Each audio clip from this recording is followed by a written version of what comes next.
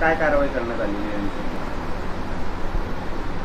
आम्ही एक आमची संयुक्त टीम होती, विभागीय गुणवत्ता नियंत्रण निरीक्षक नागपूर माननीय संदीप पवार साहेब, जिल्हा परिषदेचे मोहीम अधिकारी सुमित वासनिक साहेब आणि मी स्वतः विजय उमने, जिल्हा गुणवत्ता नियंत्रण निरीक्षक। आम्ही आपल्या रुटीन चेकिंगला किंवा नेहमी करतो अशा चेकिंगला किंवा सॅम्पल घेण्यासाठी आम्ही लाखनी एरियामध्ये गेलो।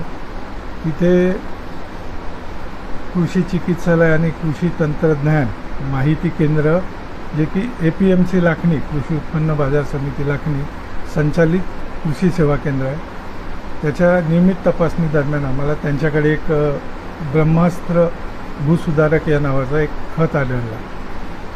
सदर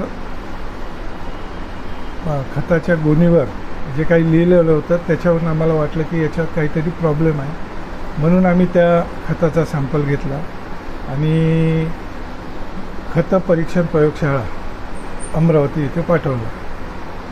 तिकडनं जवळपास 15 दिवसानंतर त्याचा आम्हाला एक रिपोर्ट आला, जो की ते खत अप्रमाणित असल्याचं आढळलं। तर त्या ब्रह्मास्त्र या खताचं जे हे आहे, निर्माता कंपनी ती आहे फॉर्मॅडिल इंडिया LLP, भावनगर गुजरात इथली कंपनी आहे आणि त्याचा डिस्ट्रीब्युटर हा नागपूरचा आहे, तो क्रिसोलाइट प्रियांशू ॲग्रो लिमिटेड या नावानं त्याचा डिस्ट्रीब्युटर आहे आणि त्यांनी माल दिला होता आपल्या कृषी चिकित्सालय आणि माहिती तंत्रज्ञान केंद्र लाखनीला।